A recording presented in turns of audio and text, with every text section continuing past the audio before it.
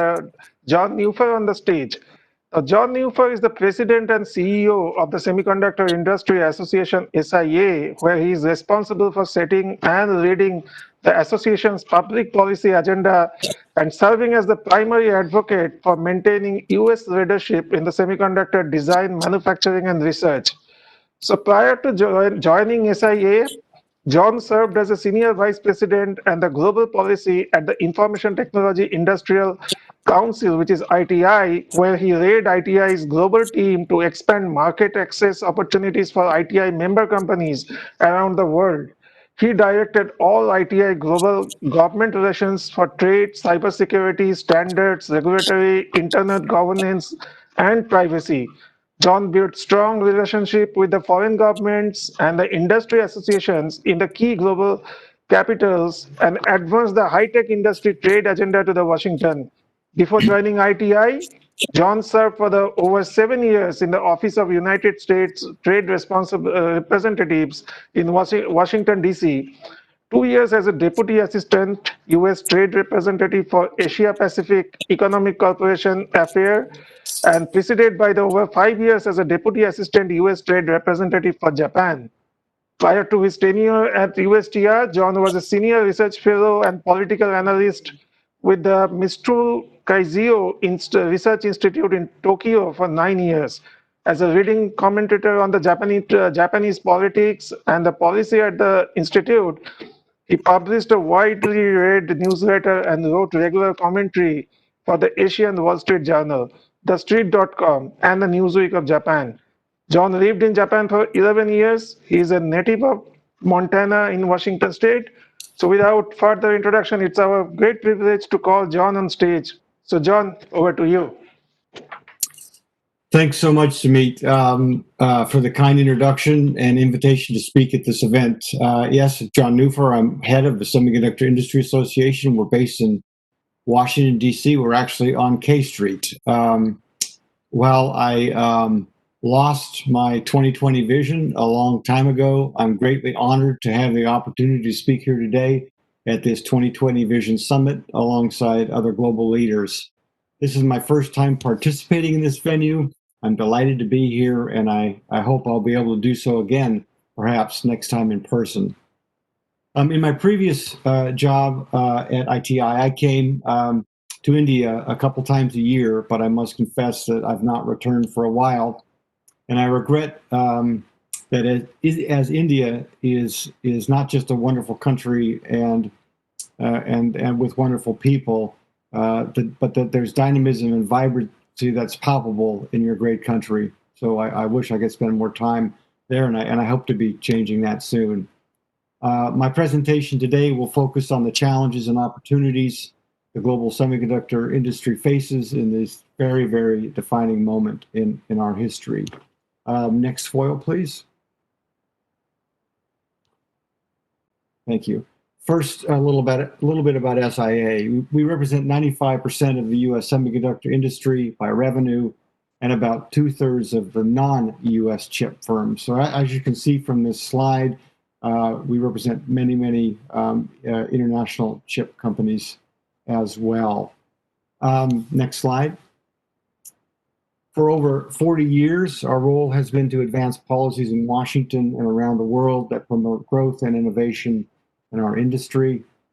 This slide provides some of the key milestones in our advocacy, which includes spearheading expansion of the WTO Information Technology Agreement, which I'll speak about a little more later, and promoting new government funding for basic semiconductor research, a real pillar of our advocacy here in Washington and around the world.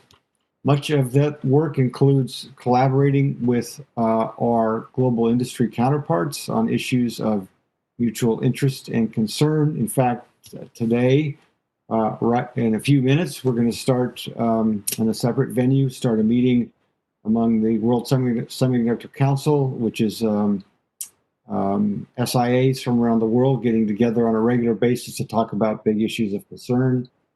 So we very much appreciate this opportunity and appreciate forging and look forward to forging closer ties to IESA. Next slide.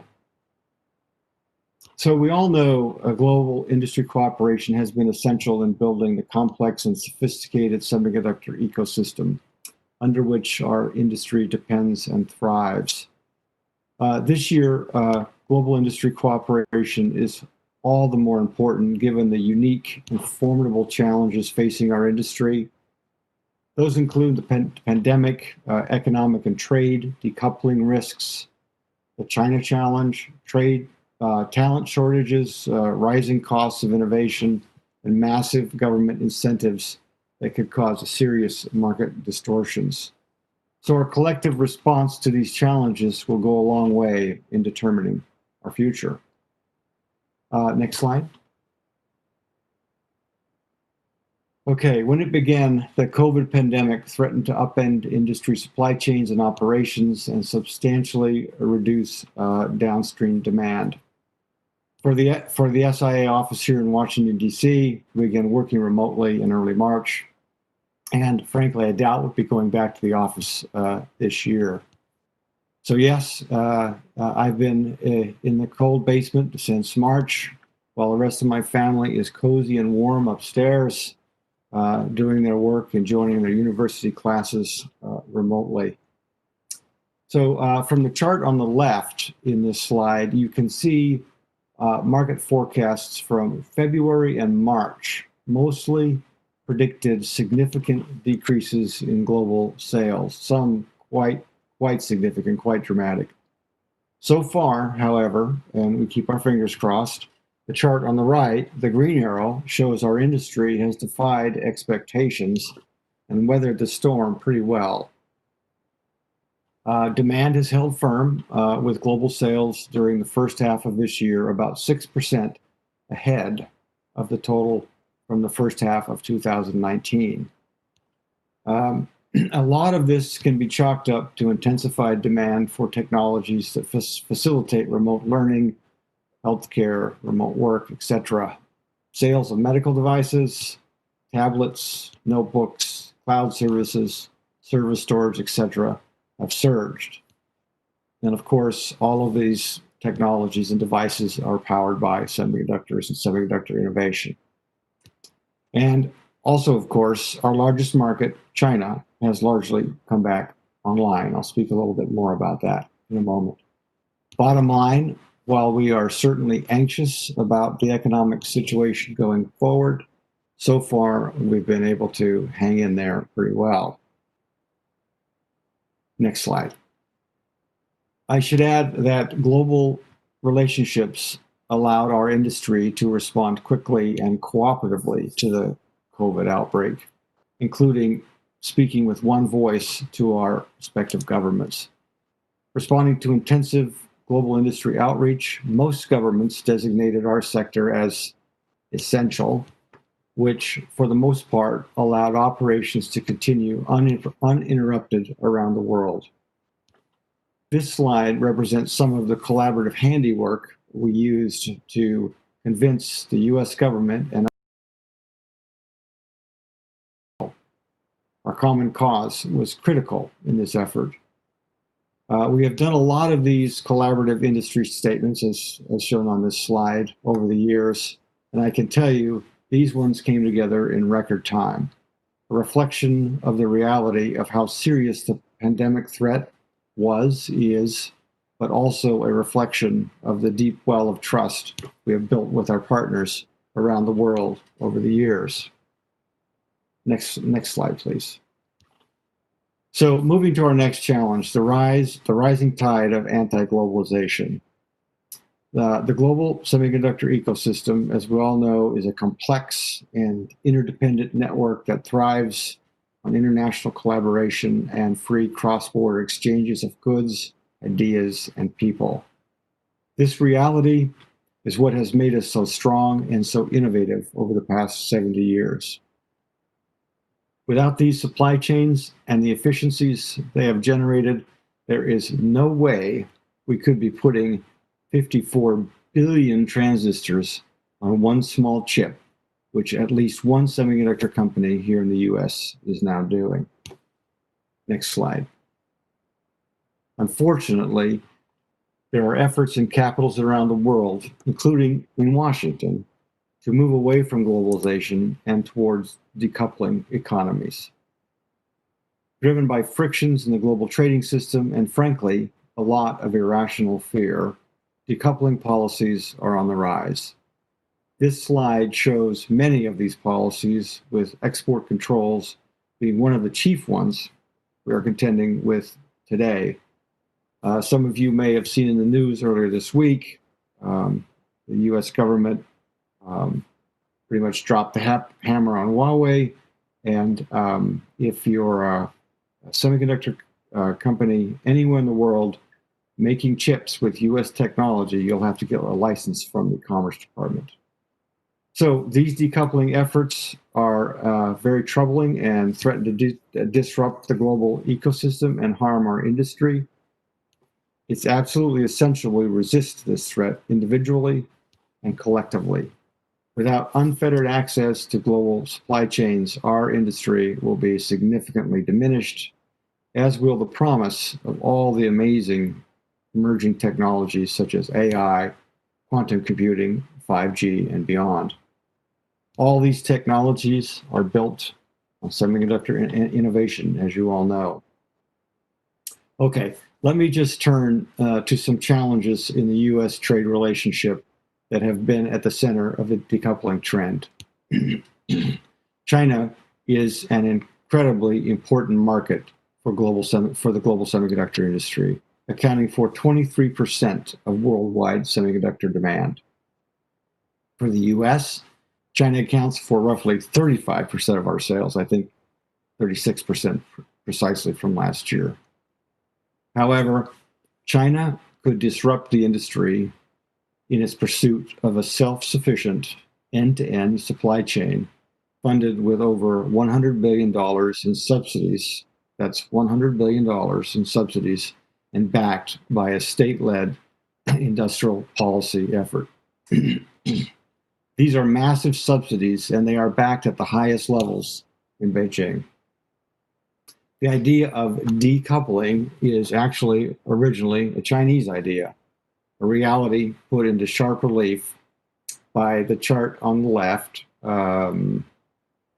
Is it the next chart? No, it's this chart. Yes, no, I'm sorry. Put into bold relief on the chart on this slide, which shows the concept of decoupling discussed and used in Chinese media way before it entered into general circulation in the US. The term has been used within China for over 2 decades. It's only been in the last few years that decoupling policies have gained momentum outside of China, and particularly in Washington, which is a phenomenon that's emerged really only the past 2 or 3 years. So next slide. China's state-backed policy and subsidies effort is projected to substantially reshape global semiconductor manufacturing growth. The Chinese government is funding the construction of more than 60 new semiconductor fabs. In fact, 4 new fab projects have been announced since the COVID outbreak. As a result of this state-backed support, China is poised to have the single largest share of chip production in the world by 2030, nearly 3 times the US share of global chip manufacturing. All right, next slide. China isn't the only country offering semiconductor industry incentives, to be sure, but it does so on a significantly larger scale than any other region or country, as you can see in this foil. The US, in particular, falls far behind other nations incentivizing semiconductor manufacturing. Unlike other countries that offer generous incentives in the form of grants and tax credits, the US federal government does not. That is left to the states, which have far, far smaller budgets when competing with other national governments. Chip manufacturing in the US has steadily declined over the years. US-located fabs now produce only 12% of the world's semiconductors. That's down from 37% in 1990. SIA has asked the U.S. government to level the playing field and incentivize domestic chip manufacturing in the U.S., and there's a bipartisan legislative effort underway to do just that. There's been a lot of energy around this effort, and we hope to see some progress soon. I wanted to highlight two other key challenges facing the industry now. Next slide. Our industry has followed Moore's law to levels once thought impossible. But as the circuitry on chips continue to shrink to drive increased performance, the cost and difficulty of sustaining innovation also increases, both in terms of capital expenses and R&D. U.S. semiconductor companies invest about 1/5 of revenue in R&D annual to meet this challenge. That was nearly $40 billion in 2019. In fact, the U.S. semiconductor industry invests more in R&D as a share of sales than any other industry, any other semiconductor industry around the world. As you can see from this chart, the cost of chasing Moore's law is becoming significantly more expensive. I'm confident, however, we'll continue to innovate at breathtaking speeds through new architectures, design, and materials, for example. But I just wanted to highlight this challenge as a major challenge our industry leaders are focused on every day. All right, next slide. Leadership in semiconductor research, design, and manufacturing requires access to the best and brightest scientists and engineers from around the world. Talent is either homegrown or it comes from overseas. Unfortunately, we are not growing enough STEM talent in the US, which is made all too obvious by the chart on the right side of this slide. Only 1 in 4 US grad students do so in electrical engineering and computer science, and that they're US students.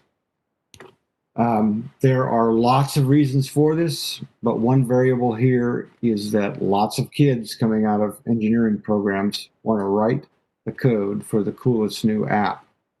Go work for a cool internet company in Silicon Valley, where, ironically, there's not a whole lot of silicon anymore. Semiconductors are just not as sexy for the millennials, I guess. While our companies have many talent development programs, we simply are not creating enough homegrown STEM talent. So that makes non-US talent all the more important.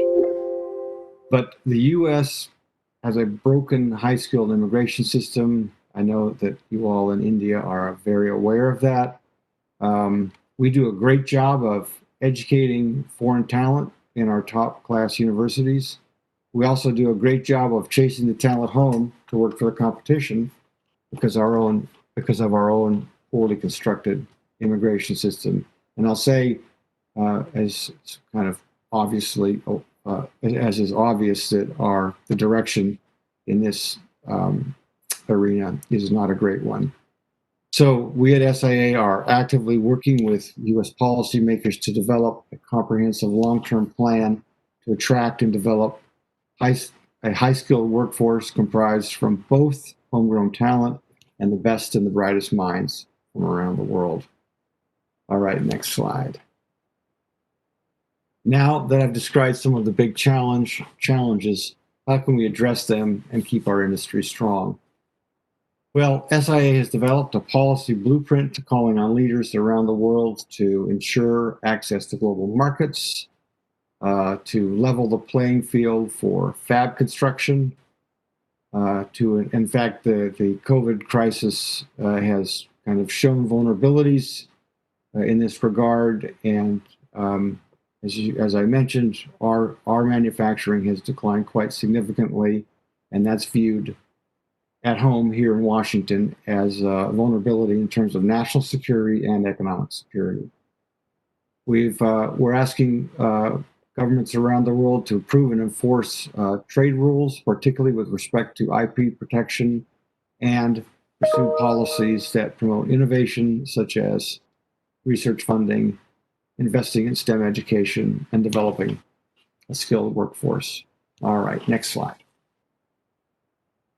Since I know attracting semiconductor investment and manufacturing is an important topic for executives and policymakers in both our countries, I wanted to speak to some developments in the US.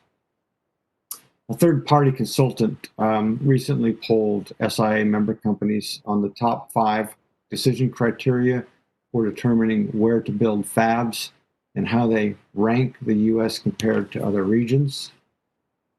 It's a little bit confusing, this chart, but while the US ranks high in several of the key criteria, IP protection, access to talent, for example, it is considered the least competitive in terms of government incentives and labor costs.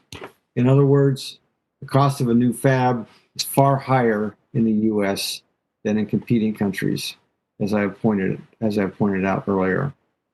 As India and other countries contemplate building out their own semiconductor industries, the criteria spelled out on this slide are what semiconductor CEOs contemplate as they make strategic decisions on where to put their next fab. I should also say the semiconductor industry thrives in an environment where it's zero in, zero out when our parts, components, and finished products are moving across borders. I know there are those who say tariffs are important for protecting domestic industries and collecting revenues. 2 points here. By putting tariffs on tech products generally, you rob your citizens of powerful enabling technologies that bring incredible societal good and economic growth across all sectors. Chips and other tech products are a kind of super capital.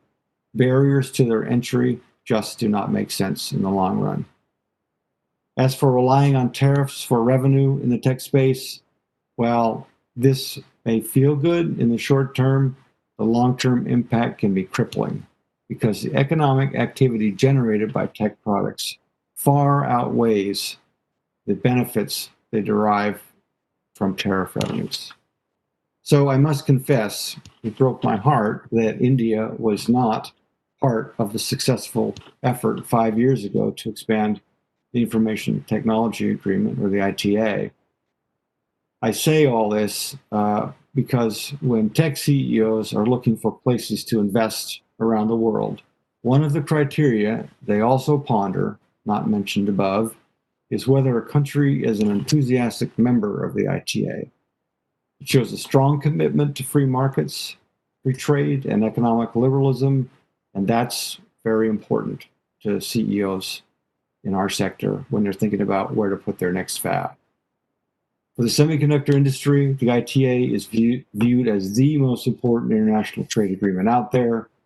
So I wonder if India is ready to contemplate participating in the expanded ITA. So next slide. In closing, ours is an incredible industry, and the products we make can help guide our countries and the world through this challenging time. While our member companies and respective industries may be competitors, we are unified in the goal of creating and maintaining an ecosystem that promotes industry growth and enables innovation. To do that, we need strong industry and government partnerships to advance policies that strengthen the global semiconductor ecosystem. That means an open trading system, strong IP protection, and government policies that promote innovation and development and develop talent. The semiconductor industry really bears a very heavy burden. All of the industries shown on this slide, whether it's energy, robotics, agriculture, transportation, healthcare, and more, stand to flourish enormously and improve mankind if we in the semiconductor industry can maintain our amazing pace of innovation. Because we are buried inside all of these great technologies, the average person on the street does not see them, does not understand them, does not know what a chip is, or understand the power that semiconductors, the innovative power that semiconductors unleash. But we do, and that is one of the reasons why we are here today, to collaborate, to share information, and to drive toward a vision of the future that yields great things for us and our children. So thank you so much for allowing me to present today. I'd be very happy to answer any questions if there are any. Thank you. Thanks, John. And it was a great overview of the world semiconductor market and how different policies. So I see that the one question came around that what, according to you, that the new policies India should adopt to attract more electronics and semiconductor investment?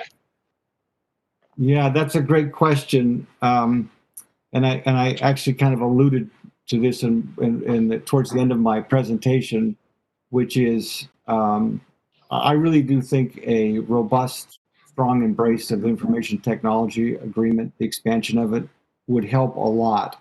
I will confess some puzzlement and disappointment with some of the steps India has taken over the past few years in terms of its tariff policies that make it more difficult to frankly manufacture in India, because bringing parts and components in actually costs more in India than it does in other places around the world. So I think one important starting point would be for a full embrace by the Indian government of the ITA, which it's a part of, but also the expanded ITA, which nearly doubled the amount of product covered under that agreement.